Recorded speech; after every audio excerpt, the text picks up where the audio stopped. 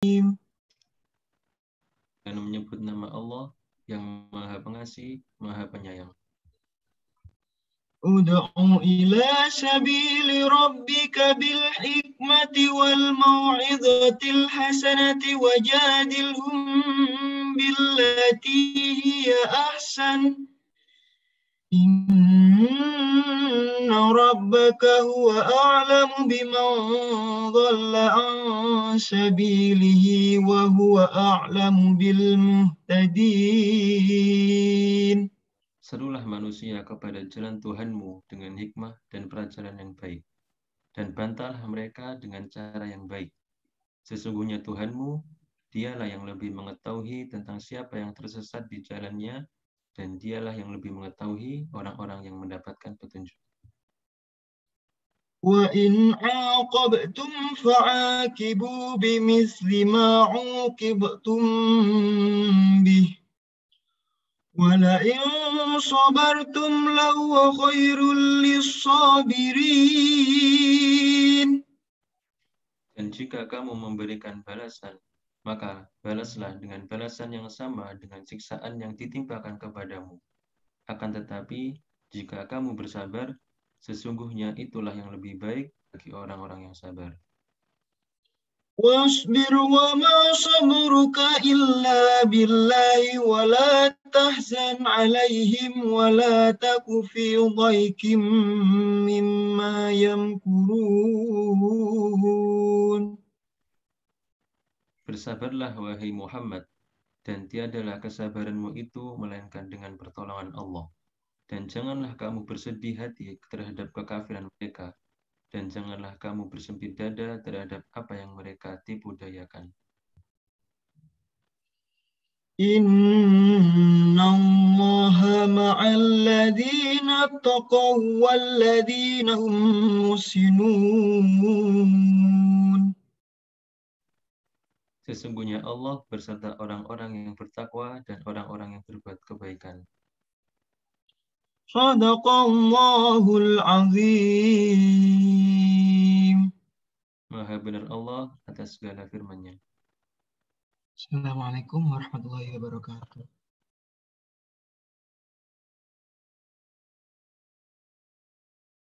Baik, terima kasih kepada Afina Ferdi dan Afina Gaiska.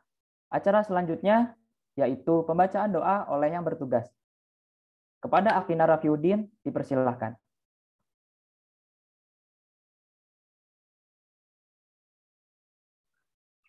Assalamualaikum warahmatullahi wabarakatuh. Izinkan saya untuk membacakan doa. A'udzu billahi minasyaitonir rajim. Bismillahirrahmanirrahim. Hamdan syakirin, hamdan na'imin, hamdan yuwafi ni'amahu wa yukafi'u mazidah. Ya Rabbana lakal hamdu kama yanbaghi li jalali wajhikal karimi sultanik. Ya Allah, ya Tuhan kami, segala puji hanya untuk-Mu, pemelihara alam semesta. Segala puji atas karunia dan kenikmatan yang Engkau limpahkan kepada kami. Segala puji atas keagungan-Mu. Segala puji atas kemuliaan-Mu dan kekuasaan-Mu. Allahumma sholli wa sallim ala Sayyidina Muhammadin wa ala alihi wa ashabihi ajma'in. Asyhadu an la ilaha illallah wa asyhadu anna Muhammadar Rasulullah. Ya Maliku, Ya Kudus, kami agungkan nama-Mu, karena hanya Engkaulah Tuhan kami. Hanya kepadamu kami bersujud, hanya kepadamu kami bersyukur, dan hanya kepadamu kami memanjatkan doa. Ya Rahman, Ya Rahim, hanya kepadamu kami menyembah, dan hanya kepadamu kami memohon pertolongan. Ya Rabbana, hari ini kami berkumpul di sini dalam kegiatan MMLC wilayah DW2. Karenanya ya Allah, lancarkanlah acara kami, berkahilah, penuhilah pertemuan ini dengan kebaikan dari awal hingga akhir nanti. Rabbi shrahli sadri wa yassirli amri wahlul 'uqdatam min lisani yafqahu qawli. Ya Allah, lapangkanlah dadaku dan lancarkanlah lidahku serta mudahkanlah urusanku. Allahumma arinal haqqa haqqa warzuqna ittiba'ah wa arinal batila batila warzuqna ijtinabah. Ya Allah, tunjukkanlah kepada kami bahwa yang benar adalah benar, dan berikan kepada kami kekuatan dan kemampuan untuk menjalankannya. serta tunjukkan bahwa yang salah adalah salah, dan berikan kami kekuatan dan kemampuan untuk meninggalkannya. Rabbana atina fid dunya hasanah wa fil akhirati hasanah wa qina adzabannar. Ya Allah, ya Tuhan kami, limpahkanlah kepada kami kebahagiaan di dunia dan di akhirat, dan hindarkanlah kami dari azab api neraka-Mu. Wassallallahu ala Muhammadin wa ala alihi wa sahbihi ajmain. Subhana rabbika rabbil izzati amma yasifun. Wassalamun alal mursalin walhamdulillahi rabbil alamin.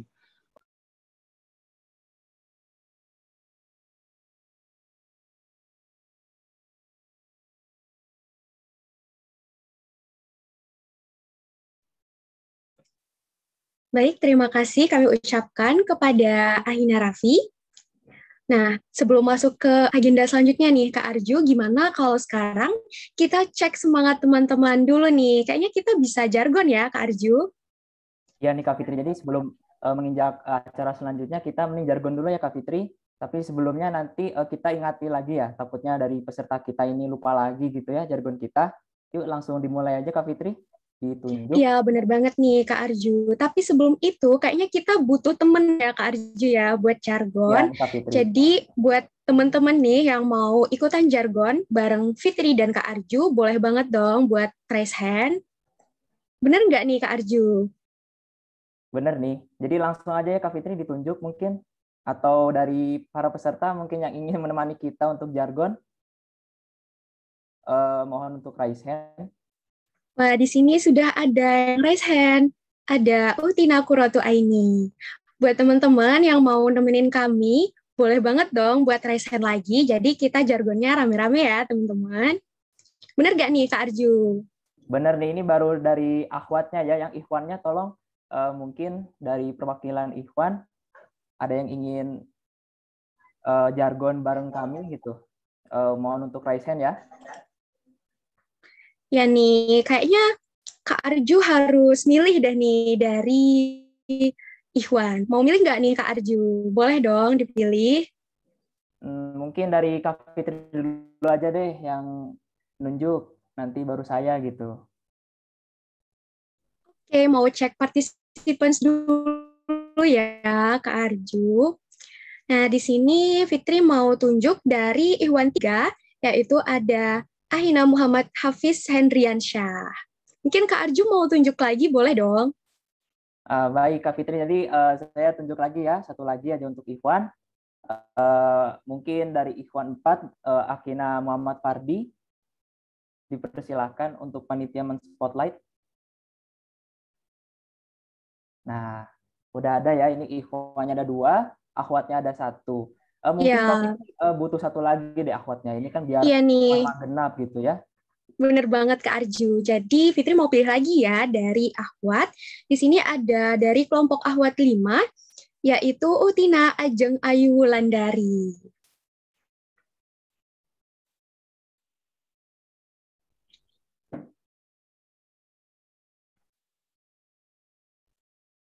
Nah, ini kayaknya udah cukup nih Kak Arju. Jadi kita contohin dulu kali ya Kak Arju, siapa tahu kan teman-teman udah lupa nih sama jargon kita. Dan Fitri mau ingetin buat teman-teman yang udah terspotlight di sini, buat nemenin Kak Arju sama Fitri, boleh on mic ya. Buat teman-teman yang lain, boleh ikutan, tapi tetap mematikan fitur mikrofonnya. Oke Kak Arju, gimana kok kita contohin satu kali aja Kak Arju, setuju nggak? Fitri, langsung aja ya. Oke, jadi kalau misalnya Fitri bilang Avicenna 2021, jawabnya gimana Kak Arju? Jawabnya be smart, active, and Islamic leader. Nah, jadi gitu ya teman-teman jawabnya. Buat teman-teman yang udah terspotlight di sini boleh on mic ya. Buat teman-teman yang lain siap-siap juga. Yuk on mic yuk teman-teman yang udah terspotlight di sini. Kita bakalan mulai nih jargonnya. Oke, kayaknya ini teman-teman udah pada siap ya Kak Arju ya. Kita mulai aja gimana? Ya, langsung aja Kak Fitri dipimpin. Oke, kita mulai ya teman-teman. 1, 2, 3. Avicenna 2021, Be smart. Be smart, active, and Islamic leader.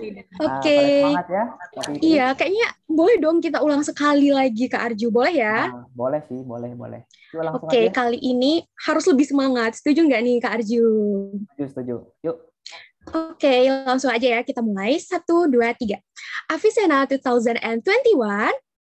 Be Be smart. smart, active, Islamic and leader. Islamic leader. Wah, terima kasih untuk teman-teman yang sudah mau raise hand dan sudah mau nemenin kita nih. Ada Kak Fitri sama Kak Arju buat jargon di sini. Terima kasih juga buat teman-teman yang lain yang udah ikut jargonnya. Semangat-semangat banget ya Kak Arju. Ya, nih Kak Fitri. Jadi tadi pesertanya udah pada semangat semua ya, alhamdulillah. Mungkin sambil menunggu ustadznya, mungkin kita ini Kak Fitri harus tanya-tanya dulu ya Kak Fitri tentang kesan besarnya gitu selama MMLC DW2 ini. Bener banget nih Kak Arju. Pastinya ada dong ya pesan dan kesannya. Mungkin ada teman-teman nih yang mau mengungkapkan, boleh banget buat raise hand. Jangan ragu ya teman-teman. Gimana nih Kak Teman-teman Arju? yang ingin raise hand. Nah, baik di sini ada Uktina Vicky untuk panitia, mohon di spotlight.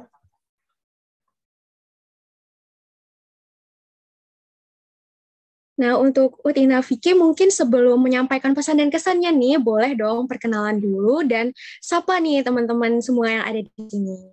Dipersilakan. Baik, terima kasih atas waktunya MC. Sebelumnya, perkenalkan saya Vicky Naufalia Zahiro dari SKI Fakultas Kedokteran Universitas Wijaya Kusuma, Surabaya. Selamat malam, teman-teman. Oke, di sini saya akan menyampaikan kesan pesan saya selama mengikuti MMLC kemarin dan selama mentoring selama 5 hari belakangan ini. Jadi untuk kesan dan pesan saya selama mengikuti MMLC ini, saya sangat tentunya relasi bertambah dan kita di dalam mentoring itu bisa bertukar pikiran. Kemudian kita bisa mengetahui proker-proker dari setiap LDFK yang ada di setiap fakultas kedokteran. Kemudian untuk materi sendiri yang diberikan ketika MMLC dari minggu kemarin itu sangat bermanfaat sekali bagi kita sebagai mahasiswa kedokteran. Dan harapan saya untuk kedepannya semoga full DFK yang di EW2 ini semoga semakin sukses, jaya, dan berkah. Terima kasih Kak. Saya kembalikan kepada MC.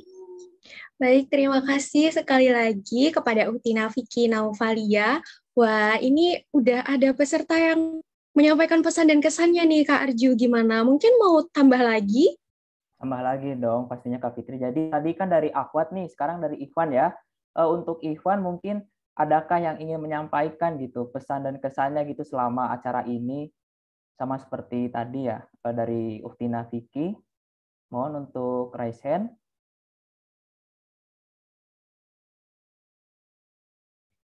Baik, gimana Kak Fitri? Ini kayaknya nggak ada yang raise hand sih. Jadinya mungkin Kak Fitri tunjuk aja nih. Gimana? Ya nih, kayaknya Kak Arju deh sekarang yang nunjuk. Boleh nih, mau nunjuk siapa? Terserah deh Kak Arju. Silahkan. Oke.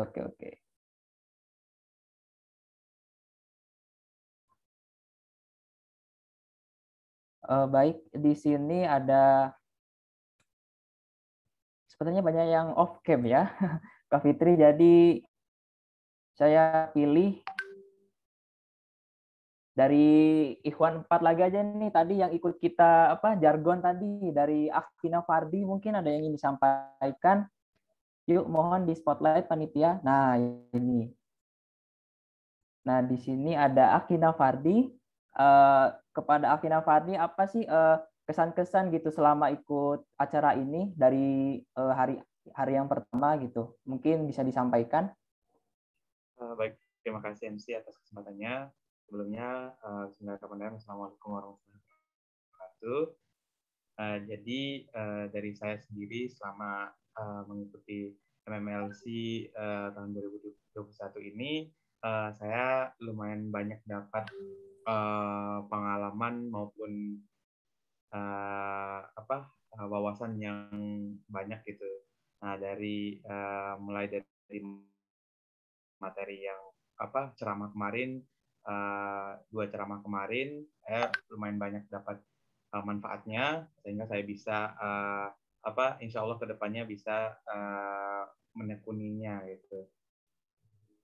Kemudian untuk fasil sendiri atau kegiatan mentoringnya sendiri, ada beberapa materi yang menurut saya cukup berguna bagi saya sendiri, bermanfaat untuk baik untuk saya sendiri maupun untuk LDFK saya sendiri gitu. Dan juga dari untuk kegiatan maupun semua agendanya itu sangat bermanfaat. Itu sih dari saya. Untuk keluhannya sendiri nggak ada keluhan yang berarti bagi saya. Terima kasih. Nah, terima kasih dari Afina Fardi. Mungkin saya tanya sekali lagi aja ya. Apa sih tujuan Afina Fardi gitu ikut MLC ini? Niatnya apa sih yang pertama kali gitu untuk mengikuti acara ini? Mohon maaf MC, tadi suaranya sempat putus-putus. Oh, baik. Boleh diulang? Oke, baik. Saya ulangi ya. Tadi pertanyaannya tujuannya apa sih dari Afina Fardi ini untuk mengikuti acara ini gitu, sehingga Afina Fardi ini ikut serta dalam acara ini. Oke, baik. Jadi tujuannya pada awalnya saya untuk kegiatan MMLC ini diajak sama pengurus inti SKS Shifa gitu. Nah, diajak untuk ikut kegiatan ini. Nah, sebelum kegiatan ini kita juga ada kegiatan yang namanya Malam Binaan Iman dan Taqwa atau MABIT gitu di SKS Shifa. Nah, pada kegiatan itu saya disuduhkan sama kegiatan-kegiatan yang membuat iman saya booster gitu, buat saya lebih takut gitu. Nah, jadi dibilang sama inti LDFK saya bahwa kegiatan MLC ini sangat mirip dengan kegiatan Mabit itu, malahan lebih bagus gitu. Nah, itu jadi tujuan saya. Mabit aja sebagus kemarin, sebagus Mabit yang saya dapatkan aja segitu manfaatnya untuk saya, apalagi MMLC ini gitu. Nah, jadi itulah tujuan saya biar dapat wawasan yang lebih lagi gitu. Itu sih MC, terima kasih. Nah, terima kasih dari Afina Fardi. Itu dia tadi ya Kak Fitri, kesan-pesan dan semacam kesulitan mungkin tidak ada ya tadi Afina Fardi berbicara gitu. Tadi juga Afina Fardi juga sudah memberitahu gitu tujuan dia untuk mengikuti ini itu tadi apa saja gitu ya. Mungkin kita cari lagi nih, mungkin dari Kak Fitri mungkin bisa dicari lagi. Ya, sebelum ditunjuk nih, mungkin ada teman-teman di sini yang mau menyampaikan. Boleh raise hand ya, teman-teman. Kita tunggu dulu ya, Kak Arju. Mungkin ada teman-teman nih yang mau raise hand. Oh ya, sebelum ini ya, untuk para peserta dimohon untuk off-cam ya. Karena di sini masih banyak yang off-cam. Ya, benar banget nih, Kak Arju. Buat teman-teman di sini, silakan on-cam ya, teman-teman. Nah, gimana kalau kita tunjuk deh nih, Kak Arju? Kayaknya belum ada yang raise hand nih. Setuju nggak, Kak Arju? Setuju nih, jadi ditunjuk aja ya dari Kak Fitri. Mungkin kalau bisa Fasil aja. Gimana Kak Fitri kalau Fasil? Kita tanyain gitu. Boleh, boleh. Duo siapa ya? Mungkin Kak Arju mau bantuin milih? Kak Fitri dulu aja deh, nanti saya. Nanti giliran. Oke, Kak Arju. Ini kayaknya Fitri mau lihat-lihat participants dulu ya. Bingung nih, kayaknya mau pilih siapa ya? Untuk teman-teman semua, bisa on-cam terlebih dahulu ya.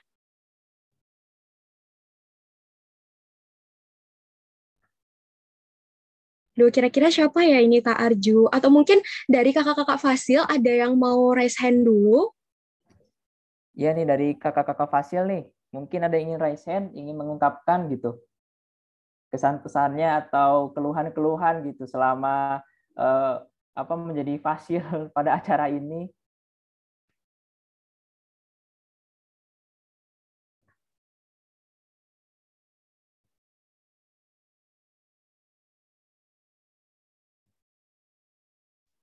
Gimana nih Kak Arju? Atau kita tunjuk aja ya? Nah, tunjuk aja nih Kak Fitri. Oke, di sini Fitri mau nunjuk Fasil Ahwat 2, yaitu ada Utina Isti.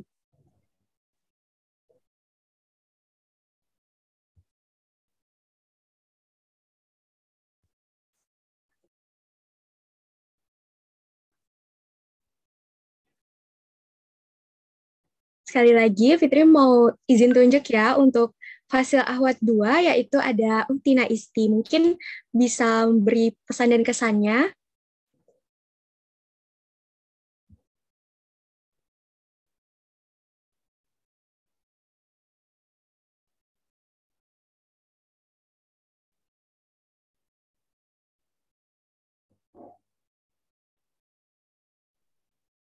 Gimana nih Kak Arju? Mungkin ada gangguan ya. Mungkin Kak Arju mau pilih yang lain dulu. Siap Kak Fitri. Jadi saya ingin memilih. Mohon maaf, ini masih ada keperluan di jalan. Nah, bagaimana?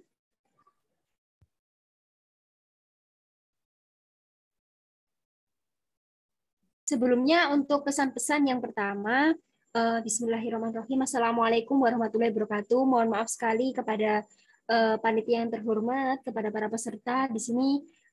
Isti belum bisa on cam karena masih ada keperluan di jalan yang tidak bisa diwakilkan. Nah, untuk pesan-kesannya, pesan saya yang pertama, mungkin kesan dulu ya. Untuk kesannya sangat luar biasa sekali dan ini adalah keluarga baru untuk Isti, untuk teman-teman Ahwat 2 ya, nama kelompoknya itu Aisyah Menginspirasi, yang semangat sekali, yang setiap malam berproduktif dan juga belajar bersama, sharing bersama, hingga menjadi sebuah keluarga yang mungkin tidak akan pernah terlupakan seumur hidup saya. Lalu yang kedua, di sini saya memiliki kesan yang mungkin mohon maaf ya kepada teman-teman peserta ya, mungkin di sini saya kurang sebagus dari fasil-fasil yang lain dan juga teman-teman yang lain, karena peserta-peserta dari Ahwat 2 ini sangat-sangat luar biasa. Saya malah mendapatkan pelajaran-pelajaran berharga dari peserta-peserta saya dan lain sebagainya. Lalu untuk yang pesan saya kepada semuanya ya, para peserta maupun dari kelompok Ahwat 2 maupun dari teman-teman delegasi, tetap semangat, tetap berjuang untuk menjadi pendakwah Muslim dimanapun kita berada. Buktikan kalau kita itu tidak kalah dengan yang lain, dan mahasiswa Muslim itu jadilah role model dari mahasiswa-mahasiswa lainnya. Terima kasih semuanya. Hidup mahasiswa Muslim. Salam semangat dari saya. Mohon maaf sekali belum bisa on cam. Wabillahi taufiq wal hidayah wa ridha wa inayah. Wassalamualaikum warahmatullahi wabarakatuh. Waalaikumsalam warahmatullahi wabarakatuh. Terima kasih sekali lagi kepada Utina Isti. Nah, gimana nih Kak Arju? Apa mau ditunjuk lagi nih dari kakak-kakak fasilnya? Tadi kan dari fasil Ahwat ya. Sekarang aku tunjuk dari fasil Ikhwan nih. Nah, mungkin dari fasil Ikhwan ya. Kepada Kak Huzaifah, dipersilahkan. Apakah ada yang ingin disampaikan gitu Kak Huzaifah mengenai acara ini, pesan-pesan? Baik, kepada Kak Fitri sepertinya Ustadz Asep sudah tiba ya. Karena teman-teman kita tadi sudah jargon, habis itu kita tanya-tanyai, kita masuk ke agenda ceramah yang akan dimoderatori oleh Afina Bagus Wahyu Mulyo dengan tema Islam moderat yang sesungguhnya. Baik, maka sebelumnya izinkan kami untuk membacakan CV dari Ahina Bagus Wahyu Mulyo kepada panitia yang bertugas. Mohon dibantu untuk share screen.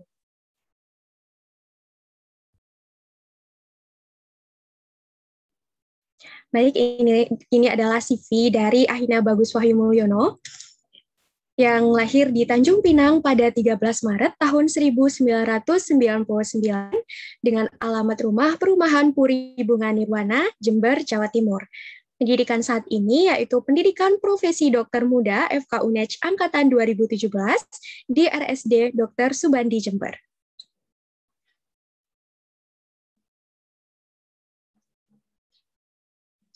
Yang selanjutnya yaitu prestasi dari Ahina Bagus dalam waktu 5 tahun terakhir.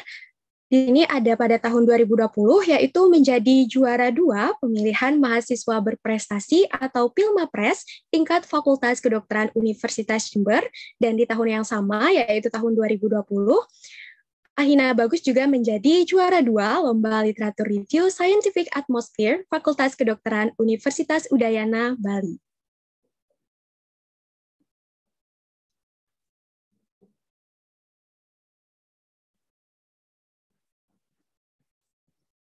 Selanjutnya ada karya buku dari Ahina Bagus, salah satunya yaitu pada tahun 2021 menjadi anggota penulis buku Pentalogi, Pengaruh Pestisida pada Kelainan Neurologi.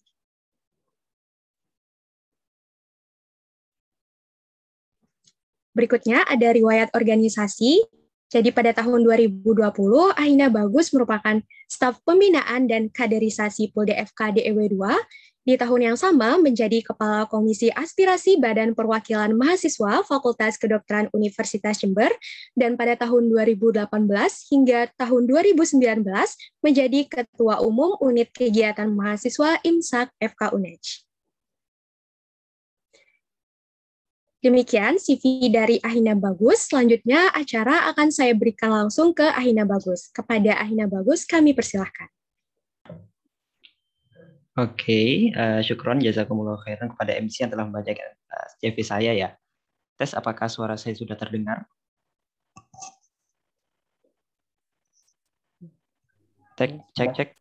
Sudah, Mas. Sudah ya. Oke. Ya, bismillahirrahmanirrahim. Assalamualaikum warahmatullahi wabarakatuh. Alhamdulillahirabbil alamin. Wassalatu wassalamu ala Rasulillah wa ala alihi washabihi ajma'in. Allahumma shalli ala Muhammad wa ala ali Muhammad. Rabbi shrah li sadri wa yassirli amri wahlul 'uqdatam min lisani yafqahu qawli. Rabbana atina min ladunka rahmah wa hayyi lana min amrina rasyada. Amin amin ya rabbal alamin. Yang terhormat Ustadz Asep Supriyatna yang insya Allah akan menjadi pemateri pada kesempatan kali ini. Saya mohon izin menyapa Ustadz terlebih dahulu nggih. Bagaimana nggih kabarnya Ustadz? Alhamdulillah baik Mas Bagus. Nggih, alhamdulillah. Semoga Ustadz dan keluarga selalu dalam lindungan Allah Subhanahu wa taala nggih. Amin. Serta yang saya hormati Ketua IMSAK Saudara Huzaifa, kemudian Ketua Panitia MMLC Saudara Dimas, serta yang saya sayangi dan saya banggakan seluruh peserta MMLC DEW 2. Semoga kita semua selalu dalam lindungan Allah Subhanahu wa taala. Ya, perkenalkan, saya Bagus Wahyu Mulyono yang insya Allah akan menjadi moderator ya pada kesempatan kali ini. Sebelumnya tadi terima kasih ya kepada MC yang telah membacakan CV saya seperti itu. Nah, sekarang alhamdulillah ya saya sudah menempuh pendidikan koas ya, cuman masih libur karena masih pandemi gitu. Karena di RS juga kondisi sedang belum stabil, jadi diliburkan dulu. Nah, sebelum memulai acara, izinkan saya untuk membacakan susunan acaranya. Yang pertama adalah pembukaan yang sedang berlangsung. Selanjutnya yang kedua adalah penyampaian materi oleh Ustadz Asep Supriyatna. Insya Allah materi yang akan disampaikan bertemakan Islam moderat yang sesungguhnya. Jadi nanti pada saat penyampaian materi, monggo teman-teman untuk mencatat dan juga memperhatikan. Karena nanti kalau ada yang bingung bisa ditanyakan di sesi tanya jawab dan diskusi. Kemudian setelah materi nanti insya Allah akan ada sesi tanya jawab dan diskusi.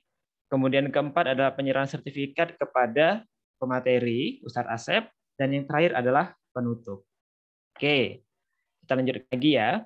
Nah, sebelum memulai pemaparan materi, izinkan saya untuk membacakan CV beliau terlebih dahulu. Barangkali dari panitia bisa share screen. Oke, sudah terlihat. Nah, beliau adalah Ustadz Asep Supriyatna, seorang spiritual and personal development trainer. Di sini juga sangat banyak ya prestasi dan karya-karya dari beliau. Beliau adalah founder dari The Art of Dakwah, kemudian trainer associate dari Kubik Leadership, master trainer dari Cinta Quran Training, pengisi kajian perkantoran, kemudian pembimbing Jannah Tour and Travel, member dari Tempa Trainers Guild, founder metode Taslih Tahsin Tilawah Al-Quran, kemudian learning partner dari Spiritual Capital Management, Telkom Group, Ria Miranda, dan lain-lain. Nah, di sini juga ada banyak ya perusahaan yang pernah mengundang beliau, seperti di sini ada PT Telkom Internasional, PT Nutrisia, dan masih banyak. Ya, Masya Allah sekali ya. Semoga kita semakin termotivasi dan tergerak untuk terus berkarya seperti Ustadz Asep ini ya. Nah, langsung saja untuk tidak memperpanjang waktu, kita sambut ya Ustadz Asep Supriyatna untuk memaparkan materi kali ini yang bertema Islam moderate yang sesungguhnya. Baiklah, langsung saja kepada Ustadz Asep Supriyatna, waktu dan tempat disediakan. Baik, terima kasih Mas Bagus.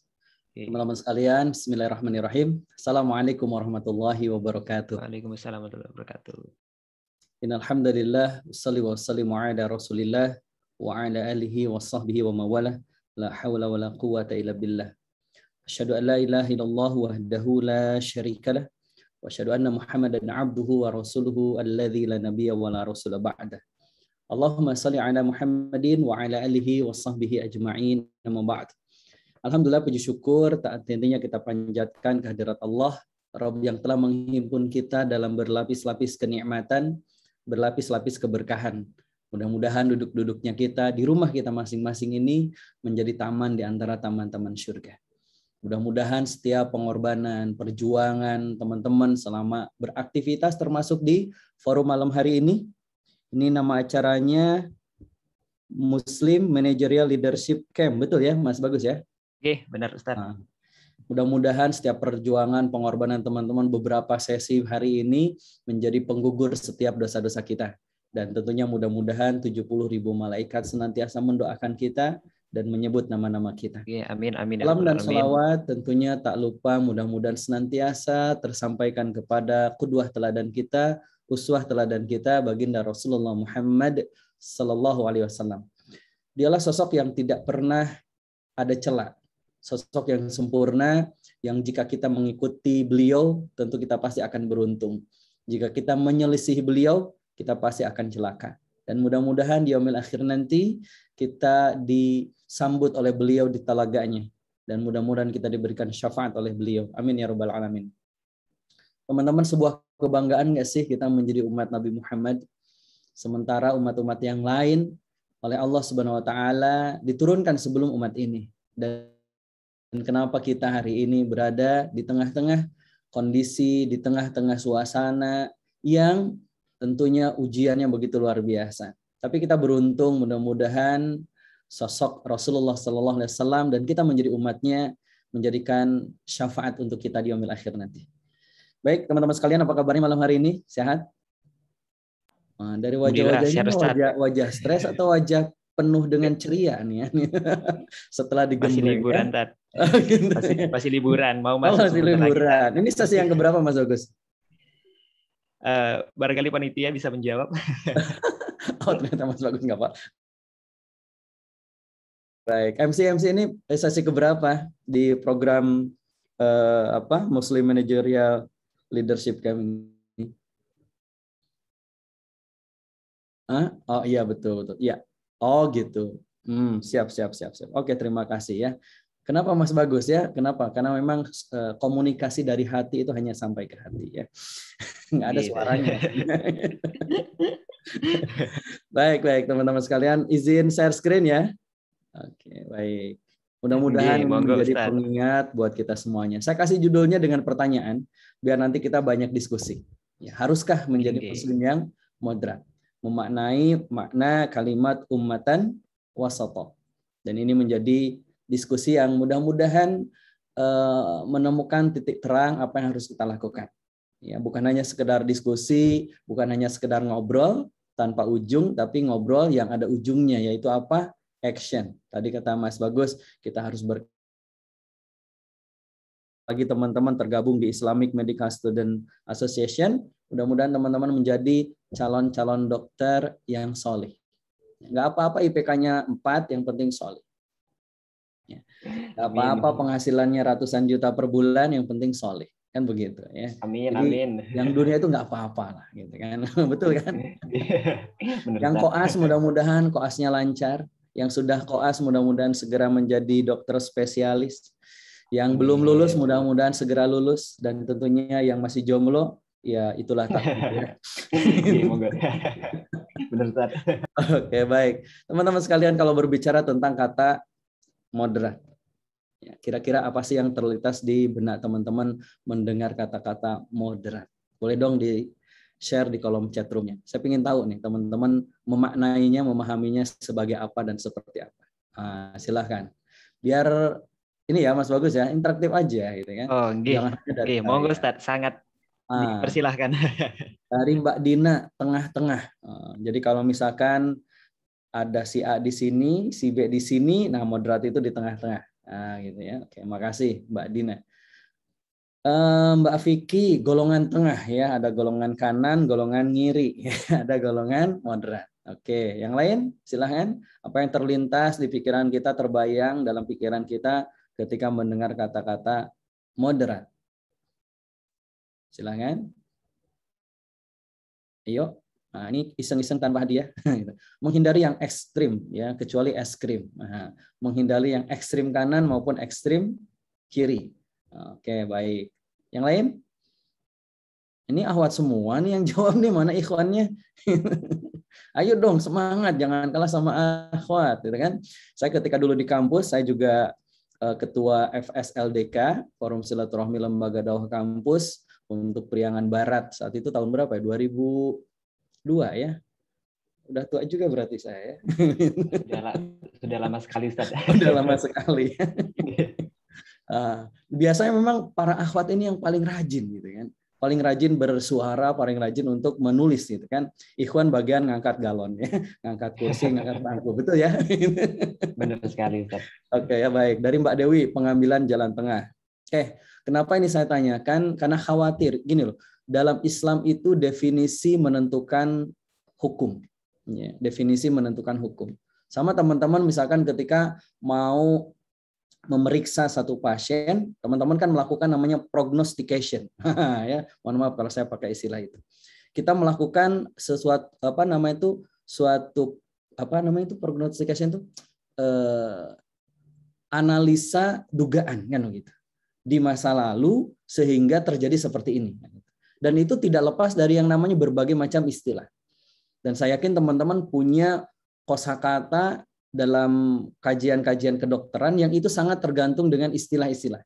Nah, contoh misalkan, kita tes ya. Teman-teman tahu nggak sistem penghadaman? Ada yang tahu? Nggak tahu? Benar nggak tahu? Iya, saya juga baru tahu hari Senin kemarin. Apa itu sistem pencernaan dalam bahasa Melayu Malaysia? Itu kan istilah gitu kan. Padahal kalau kita terjemahkan dengan pencernaan, pasti teman-teman udah tahu lah dari mulai mulut sampai ujung gitu kan, itu sistem pencernaan.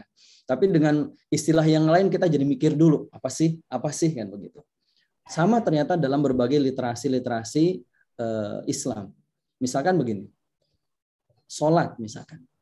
Ketika misalkan dalam firman-Nya Allah Subhanahu wa taala berfirman, "Innallaha wa malaikatahu yusholluna 'alan nabi."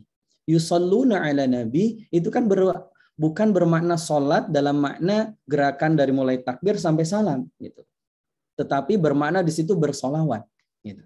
Bersolawat kepada Kangjeng Nabi Muhammad sallallahu alaihi wasallam. Maka diperintahkan kepada kita untuk bersolawat kepada beliau. Jadi satu makna bisa banyak arti. Salah memaknai maka mengartikannya salah, maka pemaknaan terhadap istilah itu pun menjadi keliru. Contoh lagi misalnya dengan kalimat yang sama. Innallaha wa malaikatahu wa ahlus samawat wal ard. Dan sesungguhnya Allah, para malaikatnya, penduduk langit dan bumi, la yusalluna. Apakah mereka bersolawat? Bukan. Ternyata maknanya di situ adalah mendoakan siapa saja yang mengajarkan kebaikan, yaitu al-Islam. Jadi maknanya bisa beragam, tetapi perlu identifikasi makna, mendefinisikan kata. Contoh lagi misalkan cinta. Kira-kira apa definisinya cinta? Sulit diungkapkan dengan kata-kata. Itu definisi yang paling baik. Kan begitu kan? Iya, benar Ustaz. Itu kan gitu. Sebagaimana ada seorang anak SD gitu kan, disuruh menggambar sama gurunya. Baik anak-anakku sekalian, adik-adik sekalian, anakku sekalian, kita hari ini akan mata pelajaran menggambar. Wah, anak-anak senang banget. Ore, makasih Bu, senang banget itu. Menggambar apa Bu? Oke, sekarang kita menggambar pemandangan. Nah, yang tergambar apa dalam benak kita? Gunung 2, gitu kan. Ada matahari di tengahnya, kemudian ada awan-awan, ada jalan dan sebagainya. Tapi ada seorang anak, dia menggambar dan ternyata saat gurunya datang, gambar apa Nak? Kok kosong? Ini Bu menggambar pemandangan. Gambar pemandangan mana? Ini kosong, belum digambar apa-apa. Ya Bu, saking sulitnya diungkapkan dan dilukiskan, saking indahnya di pemandangan, gitu kan. Makanya tidak digambarkan, gitu kan. Kan tidak seperti itu juga. Nah, termasuk dalam makna kalimat. Jangan sampai kita terjebak dengan makna yang keliru. Gitu. Makna yang keliru. Coba kita tes lagi, teman-teman. Mana kira-kira produk yang asli dan mana yang palsu? Kira-kira yang asli yang mana? Yang kanan atau yang kiri? Ayo coba yang mana? Kanan. Yang kanan ini Ustaz. Benar, yakin. Yakin. Nggak ada yang pilih yang kiri. Kanan. Oke. Kenapa bisa kita memilih kanan? Kira-kira kenapa, Mas Bagus? Sepertinya sudah banyak yang punya iPhone. Jadi betul sekali. Sudah terbiasa pegang iPhone gitu kan, atau minimal nongkrongin liatin iPhone gitu kan. Kapan dia punya iPhone X ya, iPhone 12 gitu kan. Karena kelihatan yang kirinya kurang bagus tadi itu kan. Ya namanya juga palsu ya. Tapi tidak sedikit di antara kita yang tertipu. Ya, mana yang asli dengan mana yang palsu. Termasuk dengan kata-kata moderat. Kalau kita rujuk ke Kamus Besar Bahasa Indonesia, kata moderat itu netral. Dia berada dalam posisi tengah dan sebagainya. Tetapi ketika moderat ini menjadi sebuah gerakan, sebuah faham yang hadir di tengah-tengah kita, itu perlu dikaji, kan begitu. Sama seperti misalkan radikal. Ya radikal itu kan netral ya, ada radikal bebas gitu kan, ada radikal ini dan sebagainya kan gitu. Tapi ketika itu sudah menjadi sebuah isu gitu kan, faham, maka itu perlu dianalisa, dan teman-teman pasti, apalagi teman-teman di kedokteran, mahasiswa itu kan masa-masa di mana nalar untuk istilahnya kritisnya sangat tinggi. Ya, justru kalau mahasiswa adem ayem diam-diam aja itu perlu dipertanyakan ya, itu mahasiswa atau bukan gitu kan. Jangan-jangan itu siswa ya, cuma saja usianya besar gitu kan, badannya besar kan gitu. Oke, mari kita lihat. Ada satu fakta yang terjadi di negeri kita tercinta ini, bahwa ada sebuah desa yang mendapatkan nominasi menjadi desa moderasi. Berarti kan kalau dikembalikan kepada istilah moderat, berarti desa paling moderat dalam beragama. Desa paling sadar dalam kerukunan beragama. Dan apa yang terjadi di dalamnya, dan ini tidak hanya desa Baleharjo, ada juga desa Jerahi, Gunung Wungkal, ya, Pati, Jawa Tengah. Juga dikenal juga dengan desa yang sama. Tapi apakah ini menjadi sebuah pertanyaan besar? Apa itu? Karena terjadi yang di dalam desa tersebut, justru yang terjadi adalah pluralisme. Bukan moderat, tapi pluralisme. Bukan plural, tapi pluralisme. Kan beda ya, antara berbeda dengan beragam dengan paham keberagaman. Apa yang terjadi di desa tersebut? Misalkan teman-teman sekalian kalau ngecek silahkan dicek lagi. Di beritanya ini dilansir oleh beberapa situs berita. Ternyata saat perayaan Natal misalkan, pemeluk agama yang lain itu ikut dalam perayaannya. Ikut mensukseskan perayaannya. Dalam perayaan Paskah misalkan, anak-anak yang selain Kristen juga memeriahkan dengan mengikuti berbagai macam acara, ritual, dan sebagainya. Bahkan menjadi hal yang wajib dilakukan di desa tersebut. Pertanyaan besar kan dalam diri kita, Apakah betul itu yang disebut dengan moderat? Kan gitu ya. Apakah itu yang disebut dengan ummatan wasato yang digambarkan oleh Allah Subhanahu wa taala? Kenapa? Karena secara makna ya sebenarnya kata moderat itu kan kata sifat ya. Yang sifatnya juga tidak netral-netral saja gitu. Kenapa? Karena kalau dalam mengambil kata dalam kamus besar bahasa Indonesia misalkan ya, moderat itu kan kata sifat turunan dari kata moderation. Yang berarti tidak berlebih-lebihan atau sedang. Kan benar kan? Netral kan? Contoh badan teman-teman. Yang sedang dengan yang berlebihan. Beda nggak? Kan beda. Yang bahaya yang mana? Yang berlebihan. Disebut dengan obesitas. Kekurangan juga bahaya gitu kan? Itu berarti kurang gizi. Kalau ngantukan gimana Ustaz? Nah, kalau ngantukan itu namanya stres.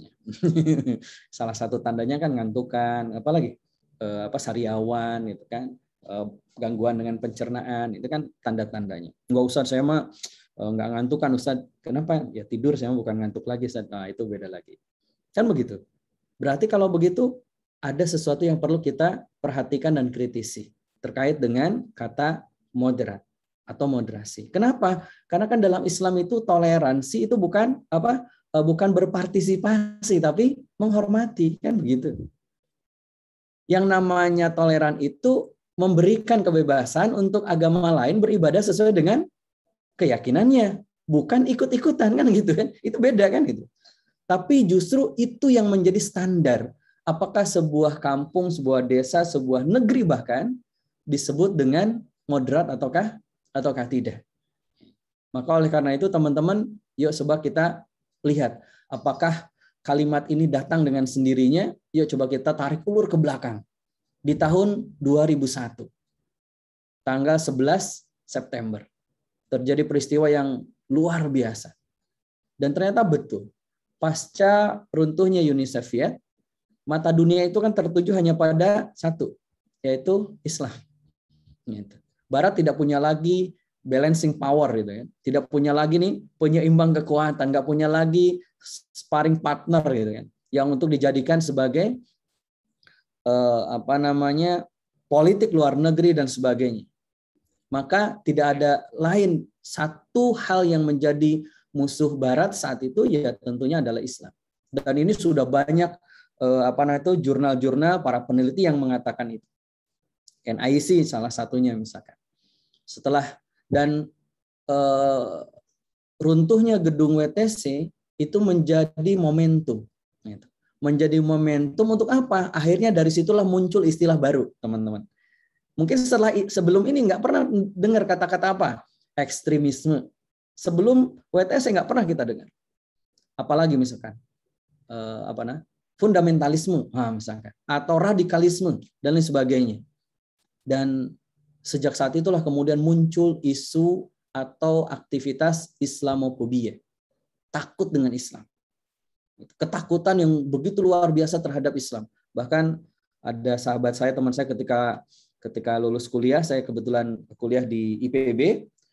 Nah, teman-teman yang kuliah di luar negeri itu merasakan betul, pakai kerudung itu menjadi perhatian yang sangat luar biasa. Mau sholat aja, harus ngumpet-ngumpet. Kenapa? Kalau ketahuan tuh dilempari telur dan sebagainya. Menjadi sesuatu yang saat itu genting dan luar biasa. Pasca 11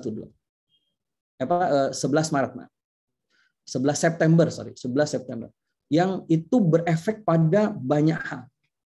Dan intinya adalah takut terhadap Islam. Dan jangan-jangan kita juga merasakan itu.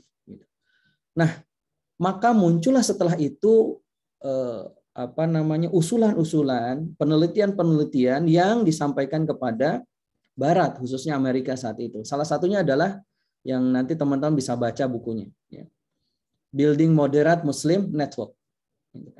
Ini kenapa hadir? Karena menurut penelitian mereka, faktanya ada sekelompok kecil yang melakukan kekerasan terhadap non-Muslim. Dan itu nggak bisa dipungkiri. Kita mengakui, misalkan ada 1 orang, 2 orang, sekelompok orang yang melakukan bom bunuh diri, misalkan melakukan penyerangan terhadap non-Muslim, itu fakta. Tidak bisa kita pungkiri. Ada juga sejumlah fakta juga, ayat dan hadis yang menjadikan legitimasi aktivitas kekerasan itu. Itu juga fakta. Tidak bisa kita pungkiri. Ada sebagian kelompok yang menjadikan ayat dan hadis tentang beberapa hal itu menjadi legitimasi atas kekerasan mereka. Dan ada fakta juga, sebagian kecil umat Islam akhirnya menjadikan Islam itu tercoreng, identik dengan kekerasan. Dan akhirnya apa? Akhirnya ingin menggambarkan bahwa siapa sebenarnya yang melakukan kekerasan itu didefinisikanlah oleh NIC, kemudian oleh RAND Corporation, bahwa mereka yang tidak sefaham, yang tidak mau ikut dengan gerakan Amerika saat itu. Maka anti-Amerika, maka berarti dia radikal. Anti-Amerika, maka dia disebut dengan teroris. Anti-Amerika berarti disebut dengan fundamentalis dan seterusnya. Maka dimunculkanlah untuk gerakan moderat, kan begitu. Nah, apakah ini juga yang menjadi hal yang perlu kita pikirkan? Apakah kita akan ikut dalam genderang perang itu? Gitu. Kalau bahasa Sunda itu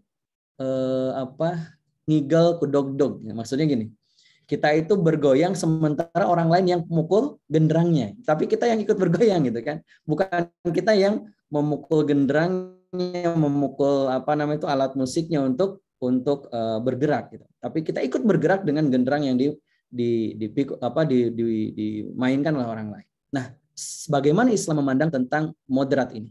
Karena ini istilah baru yang dulu tidak pernah kita kenal. Dan tentunya ini merupakan satu ghazul fikr, gitu kan, perang pemikiran yang terjadi di dunia Islam.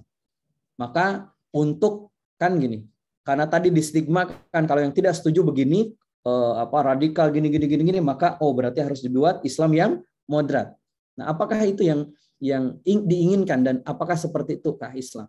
Sehingga muncul moderasi beragama, muncul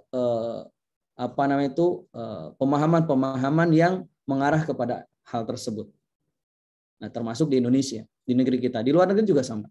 Di Malaysia, di di Dubai, kemudian di Mesir, banyak sekali. Tetapi sayangnya kalau Malaysia menggunakan Islam wasatah, Mesir menggunakan istilah Islam wasatoni, gitu kan. Kemudian Dubai juga begitu, menggunakan redaksi asli. Dari mana itu? Dari ayat surah Al-Baqarah.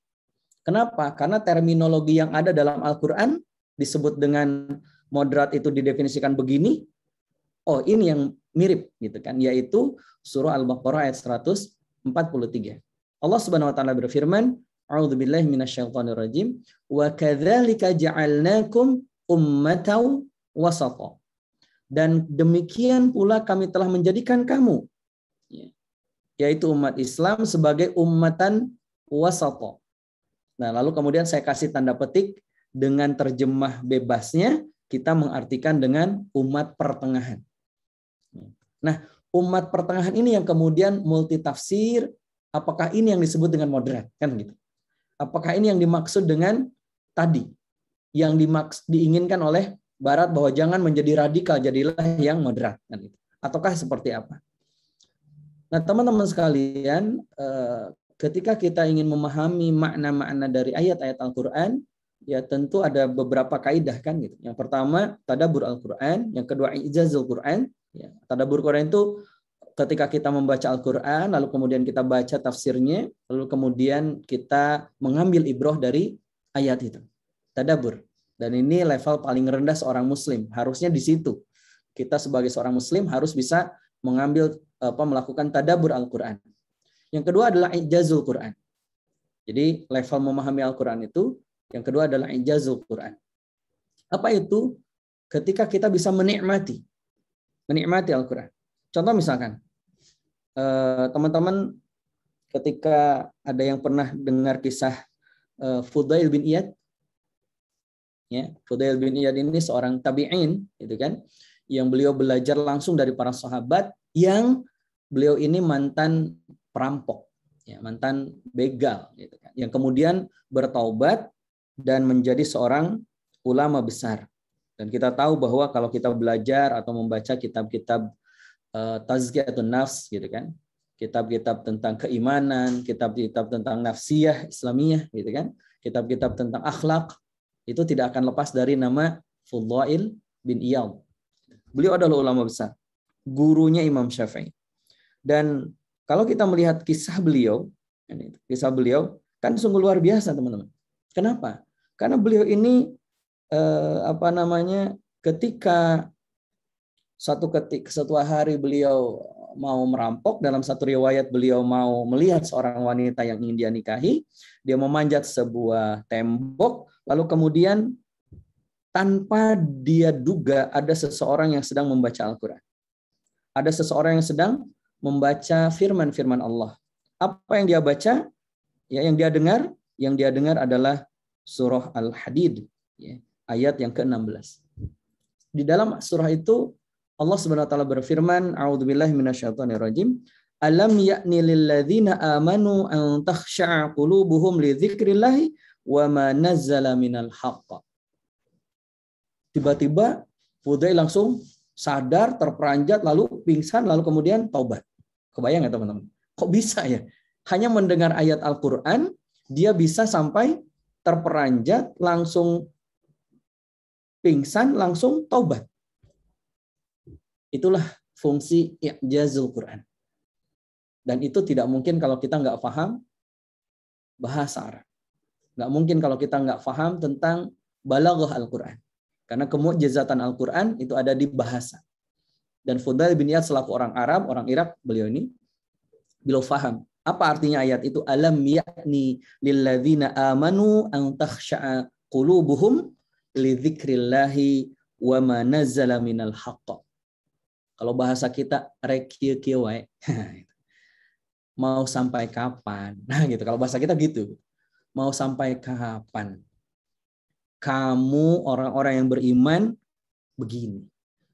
Kalau bahasanya kan di dalam ayat ini, belum tibakah waktunya bagi orang-orang yang beriman untuk khusyuk mengingat Allah dan mematuhi kebenaran yang telah diwahyukan, ayat Al-Quran. Seolah-olah kalau bahasa kita itu nampar hati Fudail bin Iyad. Nah, itu kalau sudah bisa menikmati, itu namanya i'jazul Quran. Menikmati kemu'jizatan Al-Quran. Dan itu nggak mungkin kalau tidak paham balaghah, itu bahasa Arab dan seterusnya. Saya pun untuk sampai ke sini, waduh berat banget. Saya bukan ahli tafsir, bukan ahli balaghah. Bahasa Arab pun belepotan. Kalau bahasa Inggris sama ya. Sama-sama belepotan maksudnya. Orang ya tapi bisa lah salah paham tapi pakai bahasa Inggrisnya. Grammarnya salah tapi orang paham kok maksudnya gitu. Nah, yang ketiga adalah tafsirul Quran. Tafsirul Quran. Nah, untuk memahami ayat ini tentu yang paling mudah kita lakukan adalah merujuk kepada para mufassir. Kenapa? Karena level yang ketiga ya, setelah dia tadabbur, kemudian i'jazul Quran, tafsirul Quran. Dia tidak hanya memahami kaidah bahasanya, balaghah bahasa Arabnya, Al-Qur'annya, tapi juga dia memahami, menguasai periwayatan. Hadis-hadis dan sebagainya yang berhubungan dengan ayat itu. Dan kita tahu bahwa Al-Qur'an turun dalam periwayatan. Nah, salah satu tafsir yang mu'tabar, yang ya mungkin ini menjadi tafsir wajib bagi teman-teman untuk dimiliki, itu sebagai seorang Muslim.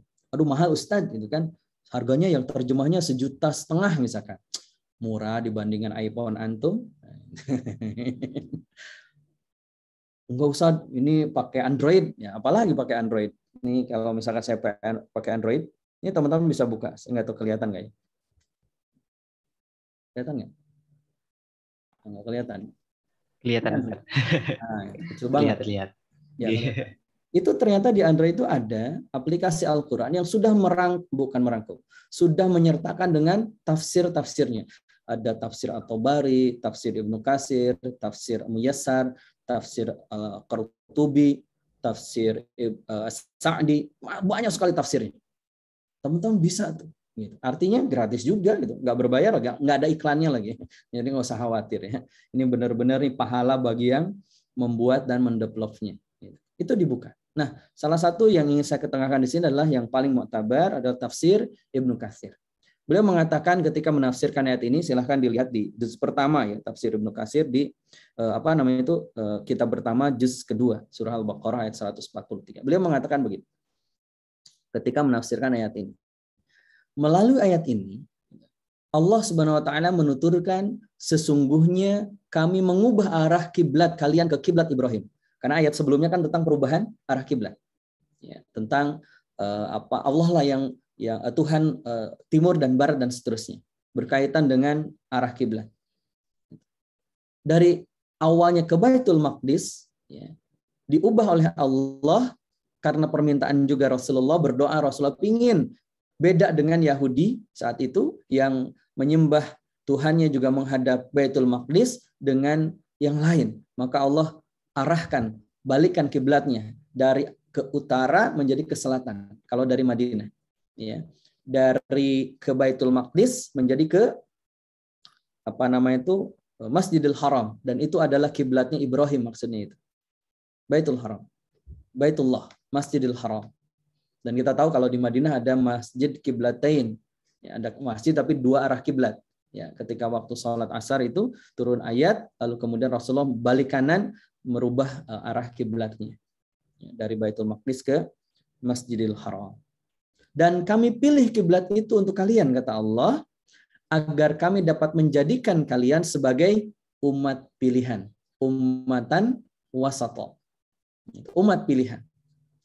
Agar pada hari kiamat atau hari kiamat kelak kalian menjadi saksi atas umat-umat yang lain karena semua umat mengakui keutamaan kalian.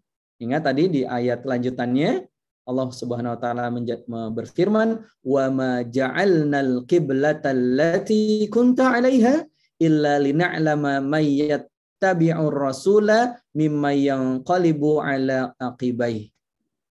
Bahwa kata Allah, kami tidak menjadikan kiblat yang dahulu kamu berkiblat kepadanya, melainkan agar kami mengetahui siapa yang mengikuti Rasul dan siapa yang berbalik ke belakang. Dan sungguh kata Allah, pemindahan kiblat itu sangat berat, kecuali bagi orang-orang yang telah mendapatkan petunjuk. Jadi, asbab turunnya ayat ini berkait dengan pemindahan kiblat. Nah, Imam Ibnu Katsir menafsirkan bahwa ummatan wasata itu adalah umat pilihan. Artinya beliau juga menyetir surah Ali Imran, ya, kuntum khaira ummatin ukhrijat linnas ta'muruna bil ma'ruf wa tanhauna 'anil munkar wa tu'minuna billah. Jadi umat yang terbaik, umat yang terbaik. Beliau melanjutkan lagi dalam tafsirnya, Ibnu Katsir melanjutkan bahwa dan yang dimaksud dengan kata wasat, memang secara bahasa wasat itu tengah. Sebagaimana misalkan moderator, mungkin dari kata itu juga ya, moderasi itu tengah berarti kan. Atau misalkan wasit, nah, wasit itu dari kata wasat, dia tidak boleh berpihak kepada grup A ataupun grup B ya, dia harus di tengah gitu kan, nggak boleh kemudian berpihak kan gitu. Kan dari situ wasat, jadi wasit. Wasato di sini adalah pilihan yang terbaik. Ketika Allah Ta'ala menjadikan umat ini sebagai ummatan wasata, maka dia berarti Allah memberikan kekhususan kepada umat ini, kepada umat Nabi Muhammad dengan syariat yang paling sempurna, jalan yang paling lurus, dan paham yang paling jelas. Okay. Nah, kembali kepada konteks istilah moderat. Kalau moderat itu bermakna bahwa kita itu adil, karena ada para mufasir yang menafsirkan ummatan wasata adalah umat yang adil. Adil itu maknanya pertengahan gitu. Tidak berlebihan dalam beragama. Tawazun, seimbang. Nah, kalau At-Tabari menafsirkannya dengan al-khair, pilihan. Sebagaimana Ibnu Katsir, khairu ummah. Itu sebagaimana juga hadis Rasulullah khairul umur. Ya, sebaik-baik umur atau usia itu adalah aswatuha, pertengahannya. Maksudnya kalau misalkan umat Nabi Muhammad itu rata-rata 60 sampai 70, nah pertengahannya itu adalah usia terbaik. Berarti usia 30 sampai usia 40. Itu usia mature, usia dewasa. Makanya kalau misalnya di usia 30 sampai 40 belum ketemu siapa dirinya, nah itu berarti bermasalah. Tapi kalau usia teman-teman masih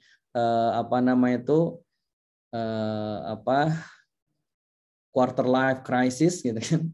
Aduh, aku pengen jadi apa, mau jadi apa, ya itu masih ditolerir lah gitu kan. Karena itu di usia-usia menjelang ya kedewasaan. Ini kan misalkan usia SMA atau semester 1. Tapi kalau sudah semester 14 gitu kan, nah itu bukan lagi usia pencarian jati diri ya, harusnya sudah menemukan jati dirinya siapa. Nah, termasuk teman-teman ya. Mungkin di sini kan ada yang semester 1, 2, 3 dan seterusnya ya. Inilah masanya teman-teman harus menemukan jati diri teman-teman sebagai siapa. Nah, Allah memberikan predikat kepada kita ummatan wasata. Nah, artinya apa? Kalau misalkan umat pertengahan adil itu dari siapa? Tengah-tengah dari mana? Nah, kembali kepada surah Al-Fatihah ya. Di akhir ayat surah Al-Fatihah Allah mengatakan siratal ladzina an'amta 'alaihim, kan gitu.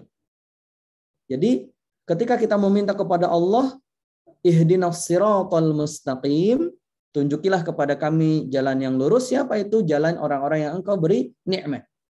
Ghairil maghdubi alaihim waladdallin. Bukan orang yang tersesat, juga bukan orang yang, artinya apa? Bukan Yahudi, bukan Nasrani. Kita itu Muslim. Nah, gitu. Itu yang disebut dengan wasata. Maka berarti ada hal yang, oh kalau begitu apakah Islam itu wasata? Iya, betul. Tapi apakah umat Islam itu moderat? Ya belum tentu, tergantung apa dulu gitu loh. Kalau misalkan mencampurkan yang hak dengan yang batil, ya itu bukan wasata. Kalau misalkan kesini iya, ke sono iya, ya itu bukan wasata dong. Berarti itu nggak punya pendirian gitu kan. Kan begitu. Teman-teman juga harus memilih kan gitu. Ada pilihan di hadapan kita. Nah, oleh karena itu teman-teman sekalian, ibrohnya apa dari ayat ini? Yang pertama, saya mengutip dari Syekh Utsaimin. Beliau mengatakan yang pertama, ayat ini menunjukkan keutamaan kita sebagai umat Islam. Bahwa ummatan wasata, di mana Allah SWT memberikan hidayah kepada umat Islam untuk menghadap kiblat yang merupakan ibadah pertama yang dibangun di muka bumi. Ingat teman-teman, Baitul Maqdis itu dibangun oleh manusia. Tetapi Baitullah itu tidak. Itu langsung dibangun oleh Allah Subhanahu wa Ta'ala. Nabi Ibrahim itu kan hanya meninggikan.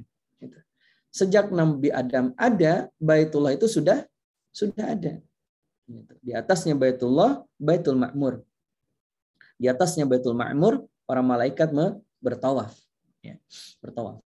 Mudah-mudahan kita semuanya bisa berziarah ke Baitullah. Amin ya rabbal alamin. Amin, amin. Udah 2 tahun ya kita nggak bisa berumrah. Ya. Mudah-mudahan pandemi ini segera Allah angkat. Jadi ummatan wasata itu hadiah dari Allah teman-teman sekalian.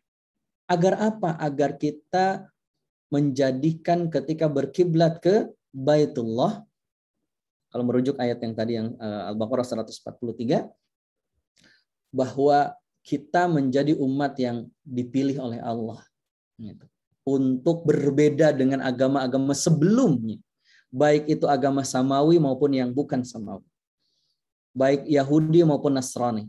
Kita jadi pembeda. Itu yang disebut maknanya wasata. Maka kita itu menjadi umat yang utama. Maka kalau yang utama harusnya kita bangga dan mempersembahkan yang terbaik. Punten ya, mohon maaf, kira-kira di dunia kedokteran yang lebih banyak muslim atau non-muslim? Kan gitu. Di antara yang muslim pun, siapa yang menjadikan the best-nya? Muslim atau non-muslim? Non-muslim juga. Rumah sakit, coba, punten ya, mohon maaf, rumah sakit the best itu rumah sakit labelnya Islam atau rumah sakit non-Islam? Kan non-Islam. Nah, saya punya harapan, teman-teman, ayo bangun gitu kan, menjadi insan-insan kesehatan yang membuktikan, menunjukkan bahwa kita itu sekaliber Ibnu Sina. Gitu. Antum ini harapan umat. Antum ini generasi yang next menjadi pemimpin umat. Menggantikan kalau bukan antum yang masih muda-muda. COVID ini telah mengambil ratusan ulama, ratusan tokoh-tokoh. Dan ini menjadi pengingat buat kita. Berarti estafet bangsa ini ya tidak lain adalah di pundak anak-anak muda.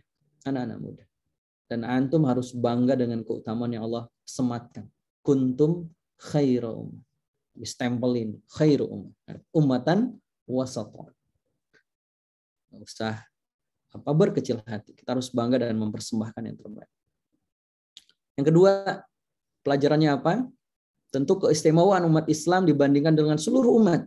Bukan hanya umat saat Kangjeng Nabi ada, enggak. Sampai ila yaumil qiyamah. Sampai hari kiamat. Kita itu umat yang terbaik. Bahkan dibandingkan dengan umat-umat Nabi Adam pun kita yang terbaik. Kita yang terbaik. Kita yang diberikan oleh Allah Subhanahu wa taala keistimewaan itu. Allah Subhanahu wa taala mengatakan, demikianlah kami jadikan kalian umat yang adil dan pilihan. Ummatan wasata, menurut tafsir yang lain, umat yang adil dan pilihan. Kenapa? Karena umat Islam itu adalah umat yang adil, yang terpilih di antara Yahudi dan Nasrani, namun tentunya ini secara umum. Artinya bahwa Islamnya itu adil. Islamnya itu wasata. Islam itu sempurna. Yang tidak sempurna itu kita umatnya, gitu loh. Kita umatnya kadang terpleset, kadang tergoda, gitu kan begitu. Jangankan kita, Nabi Adam aja tergoda kan. Gitu. Akhirnya memakan buah apa? Ada yang tahu? Iya, betul sekali ya, buah itu. Kan Allah yang berfirman, buah khuldi itu yang bilang iblis loh. Yuk coba lihat ayatnya. Kata Allah dalam Al-Quran itu kan, wala taqraba hadhihi syajarah. Wahai Adam, jangan deket-deket hadhihi asyajarah. Pohon ini. Pohon ini hadhihi syajarah. Jadi namanya pohon apa? Ya pohon syajarah gitu kan. Syajarah, pohon ini. Allah tidak bilang itu namanya pohon apa. Dan Nabi Adam nggak kepo kayak kita. Kalau kita jadi Nabi Adam saat itu di surga, mungkin kita nanya loh, balik nanya sama Allah, namanya pohon apa ya Allah? Kenapa nggak boleh dideketin? Kalau ada buahnya boleh nggak dimakan? Boleh lah. Kalau kita kan begitu. Enggak, Nabi Adam taat. Tapi kan yang tidak ridho siapa? Iblis, setan.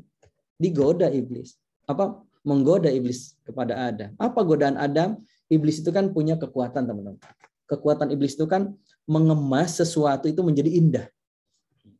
Sama seperti tadi kalimat moderat gitu kan. Itu kalau nggak hati-hati itu dikemas oleh iblis menjadi sesuatu yang lain gitu.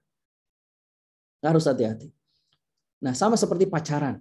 Itu kalau nggak hati-hati dikemas oleh iblis menjadi sesuatu yang indah. Kan itu. Islami kok Ustadz, masa sih? Iya. Mau ketemu aja pakai basmalah dulu Ustadz. Kalau habis pegangan tangan, habis kumpul, itu kan habis ketemu sama pacar, tutupnya pakai doa kifaratul masjid. Sapaannya aja akhi ukhti. Kita WA-annya juga malam-malam Ustaz jam 3. Ukhti tahajud bangun ya. Nah, itu.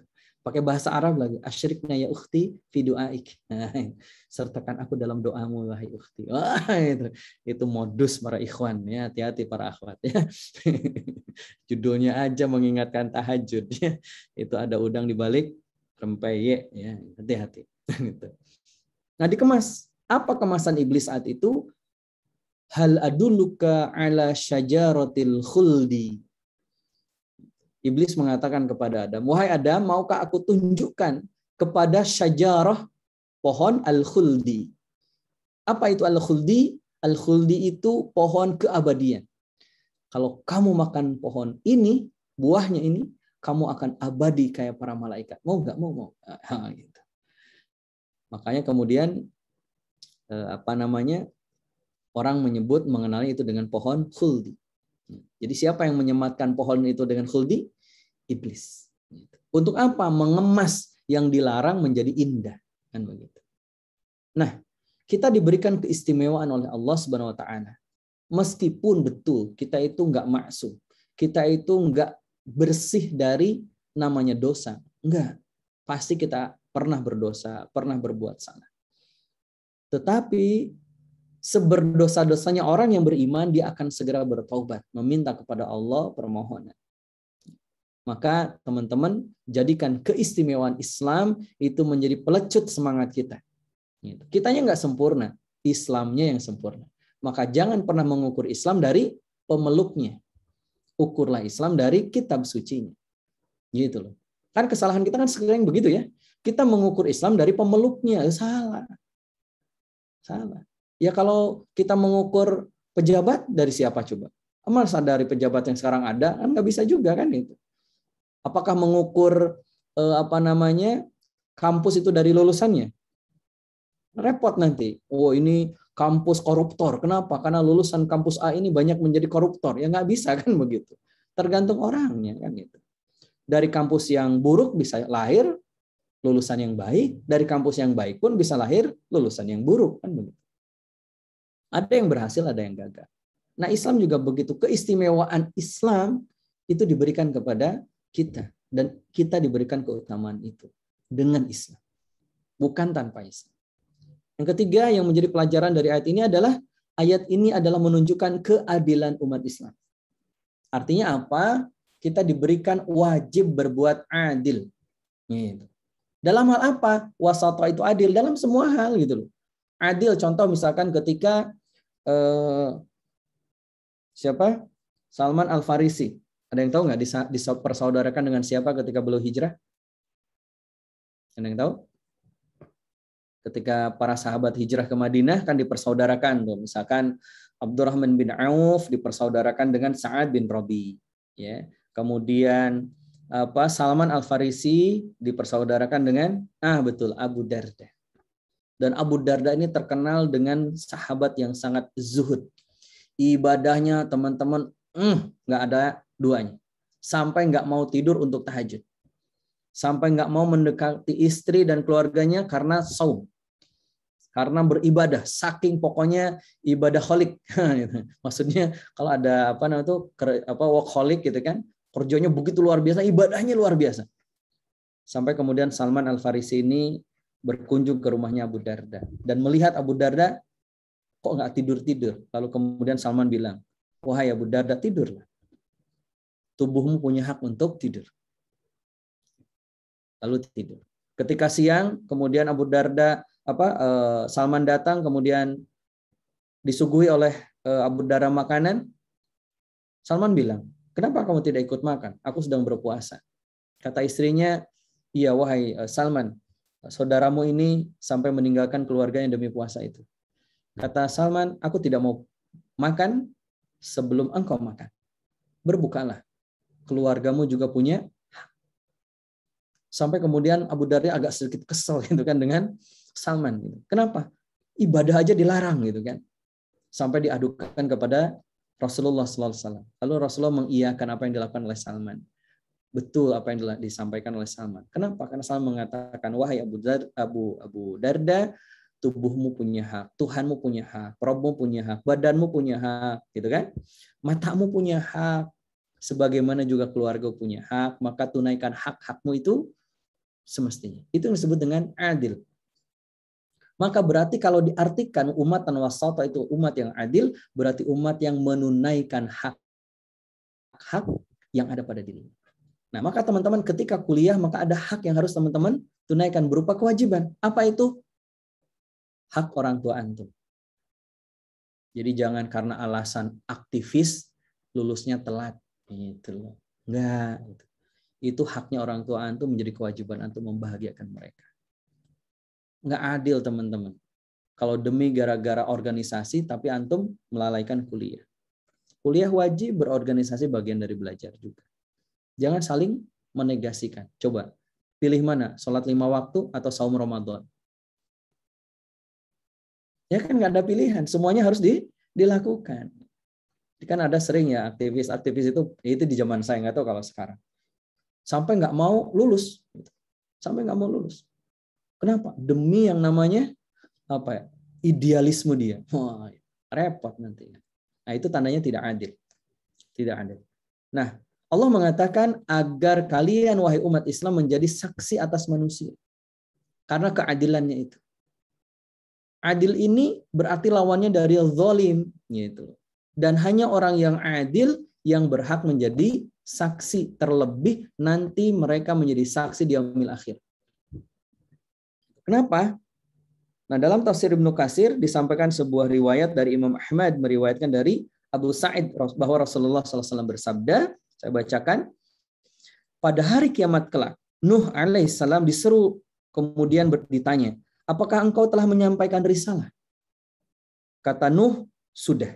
Kemudian kaumnya diseru dan ditanya, apakah Nuh telah menyampaikan risalah kepada kalian? Mereka pun menjawab, tidak ada pemberi peringatan dan tidak seorang pun yang datang pada kami. Setelah itu Nuh diseru lagi, siapa yang dapat memberikan kesaksian kepadamu? Jawab Nuh, Muhammad dan umatnya. Lebih lanjut Rasulullah bersabda, demikianlah firman Allah Subhanahu wa taala, dan demikian kami telah menjadikan kamu umat yang adil dan pilihan. Beliau bersabda, al-wasat adalah adil.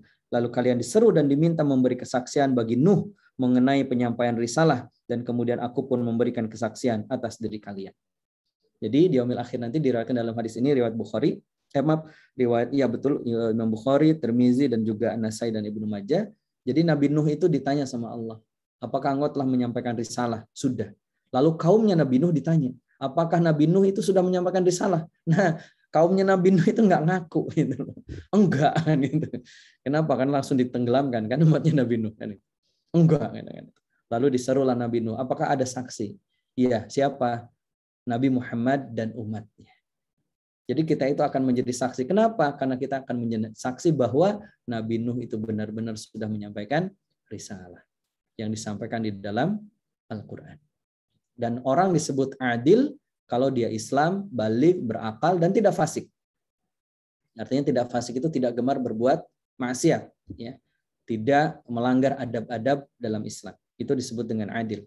Maka berarti kalaulah kita terminologinya sama, gitu kan, bahwa umatan wasata itu adalah moderat ya, dalam konteks bahasa, maka berarti kita adalah harusnya menjadi umat-umat yang adil sehingga bisa menjadi saksi dalam kebaikan. Yang keempat, pelajarannya adalah umat Islam akan bersaksi pada hari kiamat atas umat-umat yang lain. Sebagaimana sudah pernah kita bahas yang tadi hadis Rasulullah SAW. Jadi artinya dijaga itu. Dan yang terakhir, tentunya yang kelima pelajarannya adalah Nabi SAW akan menjadi saksi juga atas kita. Ya, kalau umat Islam saksi atas para Rasul, dan yang akan menjadi saksi atas umat Nabi Muhammad adalah beliau sendiri, baginda Rasulullah SAW. Dan mudah-mudahan kita nih Rasulullah sangat mengetahui siapa di antara kita yang mencintai beliau. Kenapa? Dari lisannya basah nggak dengan selawat? Lisannya basah nggak dengan zikir kepada Allah dan selawat kepada Nabi tercinta? Dari sikapnya apakah mengikuti sunnahnya Rasulullah atau tidak? Mudah-mudahan umatan wasata bimakna yang hakiki adalah ya, al-Islam ya, yang memberikan rahmat bagi seluruh alam sebagaimana firman Allah, wa ma arsalnaka illa rahmatan lil alamin. Dan mudah-mudahan kita termasuk orang-orang yang menyeru kepada kebaikan dan memberikan contoh rahmat bagi seluruh alam. Ya, sebagai penutup, lalu kok bisa hari ini diserang nih umat Islam ini dengan berbagai macam stigma-stigma negatif? Ya, itulah perang pemikiran. Sebagaimana yang Allah firmankan dalam surah As-Saff, yuriduna liyutfi'u nurallahi biafwahihim wallahu mutimmu nurihi walau karihal kafirun. Mereka hendak memadamkan. Jadi tujuan Barat membuat stigma begini, istilah begini dan begitu itu untuk apa? Memadamkan cahaya Allah. Dengan apa? Mulut-mulut mereka. Kan ucapan mereka. Radikalisme, pluralisme, macam-macam termasuk moderat. Itu kan kata-kata yang mereka suguhkan agar kita ikut gitu. Tetapi kata Allah, wallahu mutimmu nurihi walau karihal kafirun. Dan Allah pasti akan menyempurnakan cahayanya. Mudah-mudahan melalui lisan-lisan antum, melalui dakwah-dakwah antum, melalui karya-karya antum, Islam tampak hadir di muka bumi ini sebagai rahmatan lil alamin. Mudah-mudahan manfaat. Saya serahkan lagi kepada moderator. Assalamualaikum warahmatullahi wabarakatuh. Waalaikumsalam warahmatullahi wabarakatuh. Alhamdulillahirabbil alamin. Syukron jazakallahu khairan kepada Ustadz Asep Supriyatna atas materi yang sangat luar biasa ya, yang baru disampaikan. Sekali lagi terima kasih banyak Ustadz. Semoga kita semua dapat memahami, mengamalkan dan terus mendakwahkannya. Nah, dan yang terpenting semoga teman-teman dapat tak fokus ya, karena sebenarnya ini sudah masuknya jam kritis, sudah malam. Semoga tetap semangat gitu ya. Nah, selanjutnya pasti kan teman-teman ada yang mungkin bingung ataupun mungkin kurang paham dan ingin tanyakan. Nah, insya Allah kita akan memasuki ke sesi tanya jawab dan diskusi. Di sini akan ada disediakan waktu 15 menit dan ada 2 slot pertanyaan ya bagi teman-teman yang ingin bertanya. Dapat raise hand, dan atau jika tidak mungkin raise hand dapat chat di kolom komentar. Itu ya. Nah, dengan format nama, universitas, dan pertanyaannya seperti itu. Nah, baiklah, dipersilahkan kepada teman-teman bagi yang ingin bertanya, dipersilahkan. Monggo bisa raise hand. Sudah ada atau belum? Atau masih? Oke, sudah ada ya. Oke, Ahwat 1 ya, atas nama Vicky Naufalia Zahiro. Baiklah, kepada Putih Vicky dipersilahkan. Baik, terima kasih moderator atas waktu yang telah diberikan. Sebelumnya, perkenalkan saya Vicky Naufalia Zahiro dari SKI FKWKS.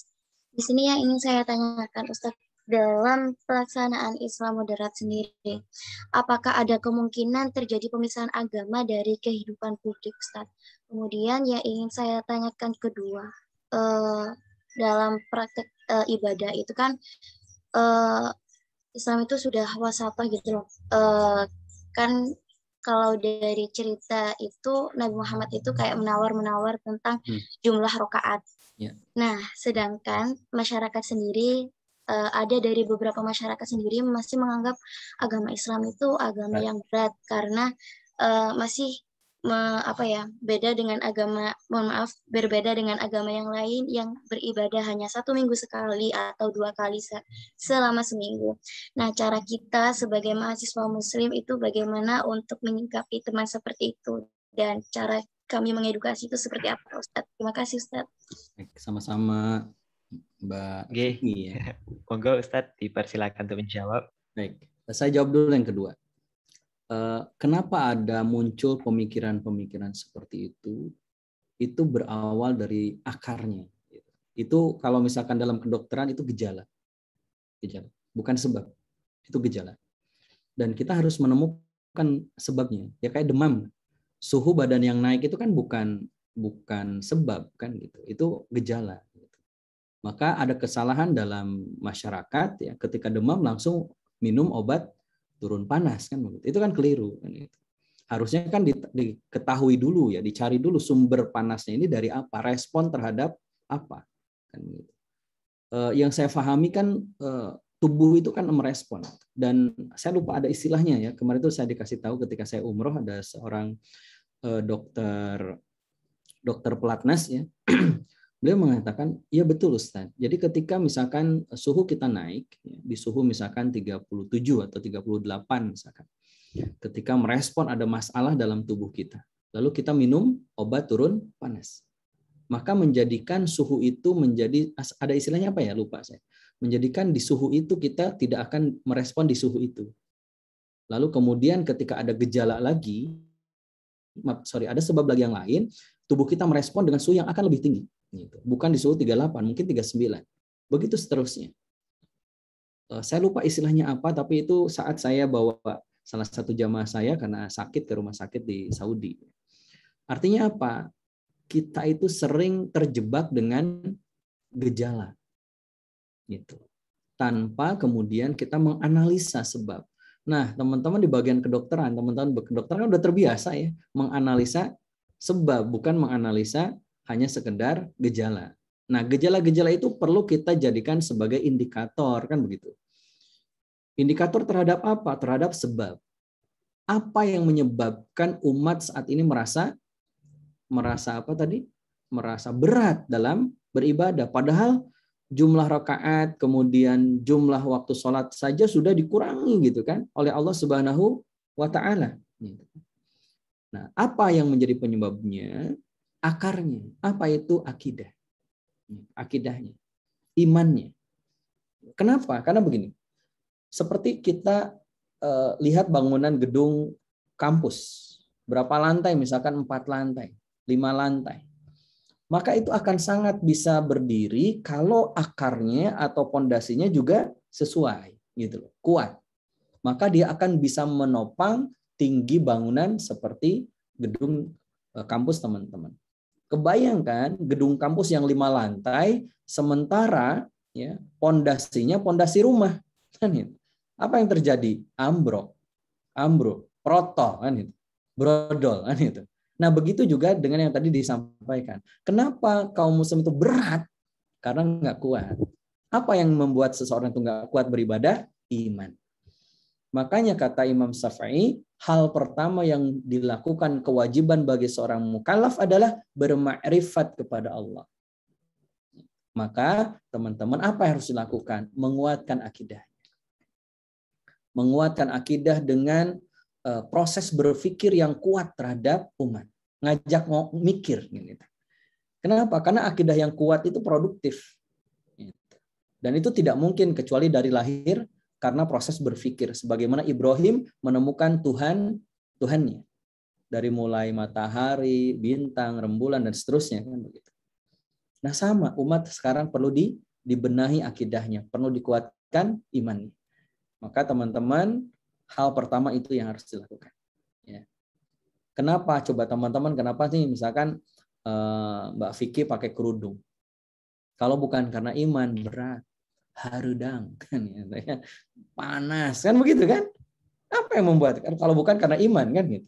Nah iman itu yang harus dikuatkan di tengah-tengah umat. Dan iman hari ini di tengah-tengah umat sangat riskan, sangat riskan.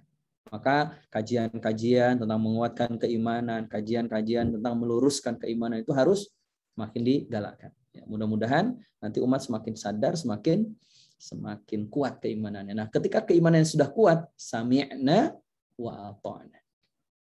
Jadi kenapa umat itu sami'na wa yahna gitu kan? Apalah gitu kan kalimat berikutnya bukan wa ata'na karena keimanannya. Itu ya Mbak Vika, itu pertanyaan yang kedua. Pertama, apakah ide-ide yang sekarang itu digelontorkan oleh Barat akan melahirkan ide sekulerisme? Justru ide sekuler itulah yang membidani semua ide-ide yang ada. Justru sekularisme itulah yang membuat ide-ide lain itu ada. Kita tahu misalkan, kenapa sekarang muncul ekonomi-ekonomi yang bertentangan dengan kaidah Islam. Apakah itu yang ribawi macam-macam gitu, kapitalistik dan kemudian apa yang lain-lainnya, itu kan buah dari sekularisme. Yang itu kalau kita tarik ke belakang itu kan buah dari bagaimana perlawanan antara kaum kaum ilmuwan dengan gereja gitu kan. Di masa Renaissance gitu kan, di masa era kegelapan dan berubahnya Eropa menjadi era keemasannya. Keemasan itu apa? Ketika hak Tuhan berikan kepada Tuhan, hak raja berikan kepada raja. Artinya memisahkan antara fungsi agama dengan fungsi negara. Akhirnya apa? Memisahkan antara fungsi agama dengan fungsi keseharian. Maka muncul fasluddin anil hayah. Itu yang disebut dengan sekuler. Jadi kalau tidak hati-hati itu akan terjadi. Gitu. Dan sekarang akhirnya kita dikenalkan dengan kenapa tidak menggunakan istilah Islamnya, kan begitu kan gitu. Kenapa kita ikut-ikutan dengan istilah mereka kan itu. Harusnya udah aja Islam wasata kan itu kan. Atau Islam yang rahmatan lil alamin itu sudah jelas gitu kan. Atau misalkan mukmin gitu kan, muslim gitu kan, insan bertakwa gitu kan, insan beriman, itu sudah jelas gitu. Nggak perlu lagi pakai istilah-istilah yang justru bisa mengaburkan makna sesungguhnya. Dan itu terjadi hari ini. Dan mudah-mudahan kita terjaga dari bahaya pemisahan agama dari kehidupan. Wallahu a'lam bishawab. Oke, syukron Ustadz atas jawabannya. Selanjutnya masih ada satu slot pertanyaan lagi bagi peserta yang ingin bertanya. Monggo dipersilahkan untuk raise hand.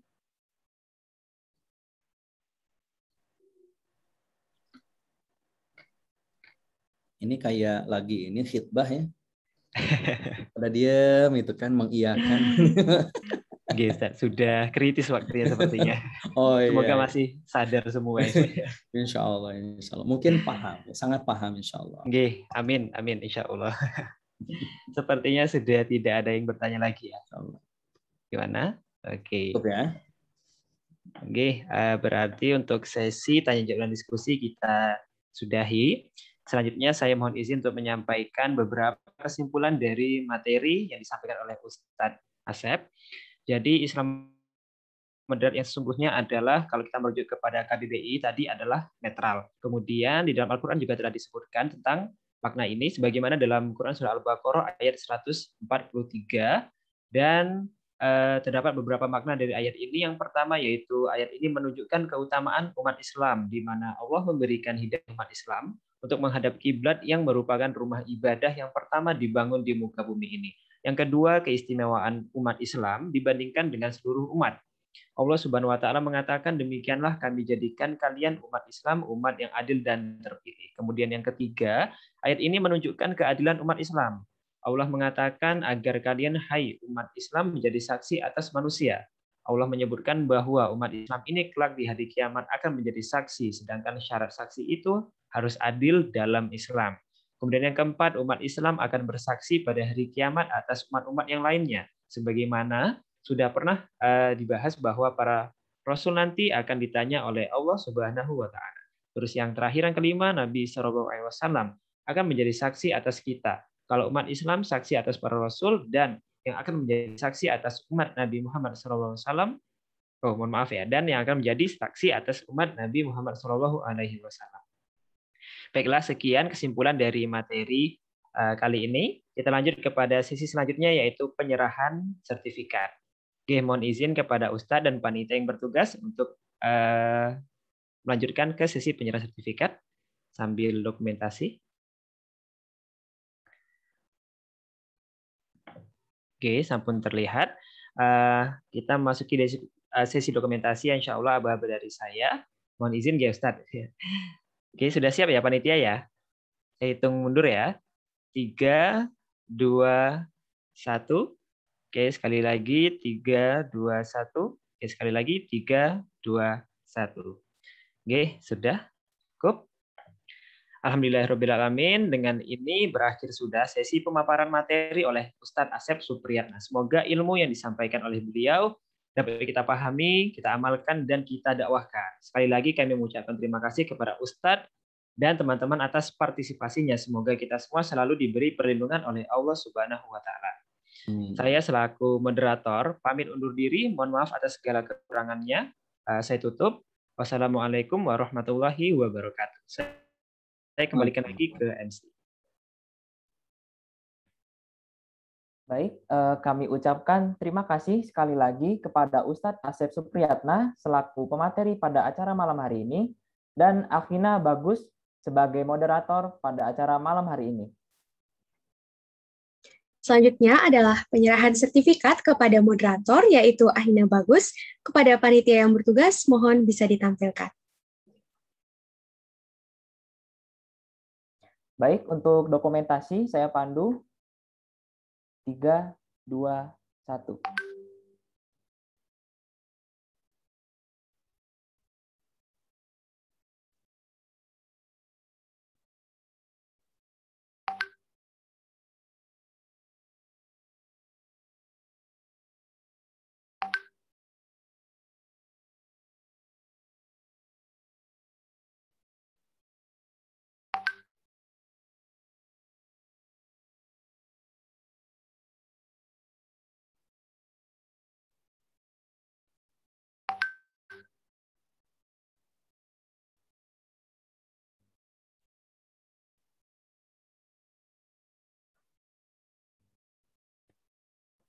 Baik, sekali lagi kami mengucapkan terima kasih kepada Ustadz Asep Supriyatna. Apabila ada agenda lain dari Ustadz, diperbolehkan untuk meninggalkan Zoom. Terima kasih banyak Ustadz. Sama-sama, izin pamit ya teman-teman. Assalamualaikum. Waalaikumsalam. Waalaikumsalam. Terima kasih banyak Ustadz. Baik, sekali lagi kami juga mengucapkan terima kasih kepada moderator hari ini.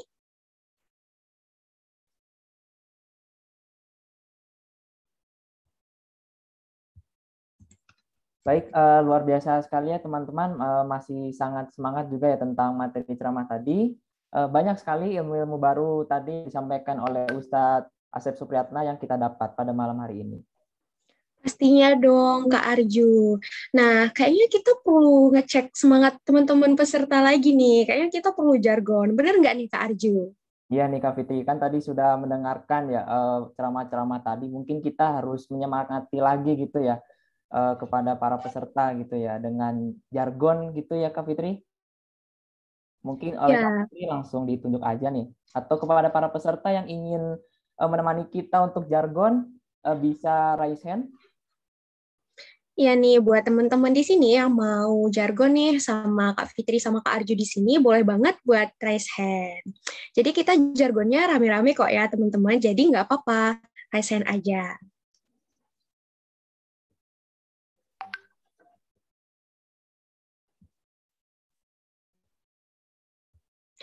Gimana nih Kak Arju? Kayaknya belum ada teman-teman yang raise hand. Kak Arju mau nunjuk nggak ya? Kan ya. Oke, mungkin kalau nggak gitu kita tunjuk aja nih Kak Fitri ya. Mungkin dari Kak Fitri dulu aja deh. Dari akhwatnya aja. Gimana Kak Fitri? Oke Kak Arju, kita pilih-pilih dulu ya dari participants. Mungkin buat teman-teman bisa on cam juga ya. Nah, di sini Fitri mau tunjuk deh dari kelompok akhwat 1, yaitu ada Utina Nihara Aulia.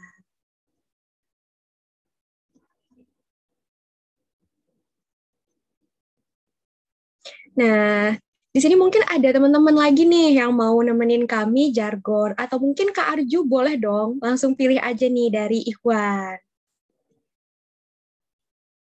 Ya nih Kak Fitri, jadi aku ingin milih dari Ikhwan ya, terutama Ikhwan 1, Muhammad Zaki. Oke, untuk panitia dimohon untuk men-spotlight. Apa udah cukup ya Kak Fitri? Cuma segini? Gimana Kak Fitri? Kayaknya kita perlu tunjuk lagi deh ya Kak Arju supaya rame gitu kan. Oke, jadi Fitri mau tunjuk lagi ya, tapi mau lihat participants dulu deh. Sambil mau ngingetin juga buat teman-teman jangan lupa untuk on cam ya. Nah, di sini ada dari Ahwat 4, dari Utina Qurratu Aini deh. Gimana nih Kak Arju? Mungkin Kak Arju pengen nunjuk satu orang lagi deh dari Ikhwan. Kak Arju mau nunjuk siapa nih? Di sini aku ingin nunjuk Ikhwan 4 atas nama Yasir Sabili. Dipersilahkan panitia. Ya, untuk panitia mohon untuk spotlight. Nah, di sini Kak Fitri kan kita udah ada 2 akhwat dan 2 ikhwan nih. Jadi imbang lah ya kayak tadi gitu. Nah, langsung aja Kak Fitri. Ya, gimana jargonnya? bener banget nih. Jadi sebelum kita jargon, kayaknya kita perlu contohin sekali lagi nih Kak Arju. Siapa tahu kan tadi udah lupa gitu. Buat teman-teman yang lain juga yang belum terspotlight, boleh banget dong buat ikutan. Tapi tetap mematikan fitur mikrofon. Buat teman-teman di sini yang udah terspotlight, boleh on mic ya teman-teman. Oke, jadi kami contohin dulu. Misalnya, kalau Fitri bilang, Avicenna 2021, gimana nih jawabnya Kak Arju? Nah, jawabnya itu, be smart, active, and Islamic leader. Nah, gitu Kak Fitri. Nah, bener banget nih. Jadi udah ada juga ya di kolom chat. Mungkin buat teman-teman yang bingung tadi apa ya, mungkin bisa sambil dilihat ya teman-teman. Oke, karena kayaknya di sini teman-teman udah pada semangat banget nih buat jargon. Gimana kalau kita mulai ya Kak Arju? Nah, langsung aja nih Kak Fitri, mulai. Oke, harus semangat ya teman-teman. Kita mulai. 1, 2, 3. Avicenna 2021. Be smart, active, and Islamic leader. Terima kasih. Oke, kayaknya kita ulang satu kali lagi boleh dong ya Kak Arju? Kak Fitri, boleh. Iya, harus lebih kompak, harus lebih semangat gitu. Bener nggak nih Kak Arju? Bener banget sih. Ayo langsung aja. Oke, teman-teman yang udah terspotlight, jangan lupa on cam ya. Jangan lupa on cam dan juga on mic ya teman-teman. Nah, yuk on mic dulu deh buat teman-teman yang udah terspotlight nih. Supaya lebih rame dan semangat. Nah, oke, kayaknya ini udah pada siap lagi ya. Kak Arju, kita mulai aja buat jargonnya. 1, 2, 3. Avicenna 2021. Be smart, active, and Islamic leader. Wah, ini kayaknya udah semangat-semangat ya teman-teman peserta di sini. Terima kasih buat teman-teman yang udah mau nih nemenin Kak Fitri sama Kak Arju. Terima kasih juga buat teman-teman yang lain.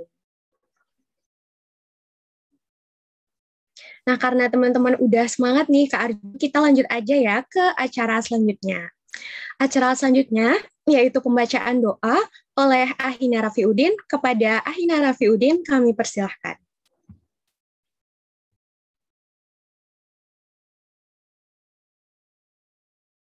Assalamualaikum warahmatullahi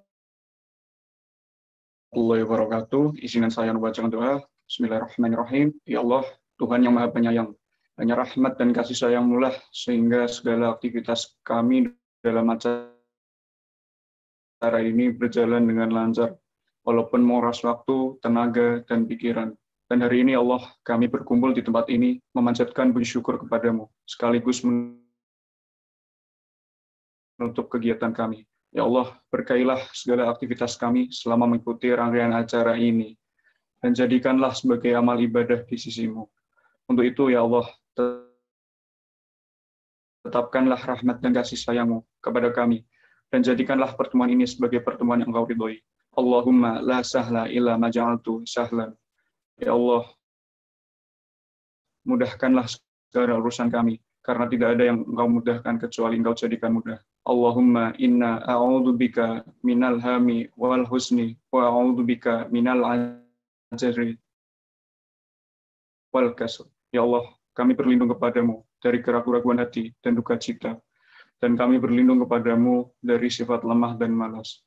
Rabbana afriq alaina sabran wa sabbit aqdamana. Ya Allah, curahkanlah kesabaran atas kami dan teguhkanlah pendirian kami terhadap cobaan dan kebenaran.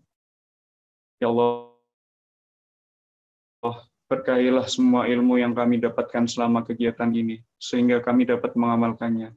Semoga kami bisa menjadi suri tauladan dalam keluarga, masyarakat, bangsa, dan negara. Rabbana atina fid dunya hasanah wa fil akhirati hasanah wa qina adzabannar. Subhana rabbika rabbil izzati amma yasifun wa salamun alal mursalin walhamdulillahi rabbil alamin. Wassalamualaikum.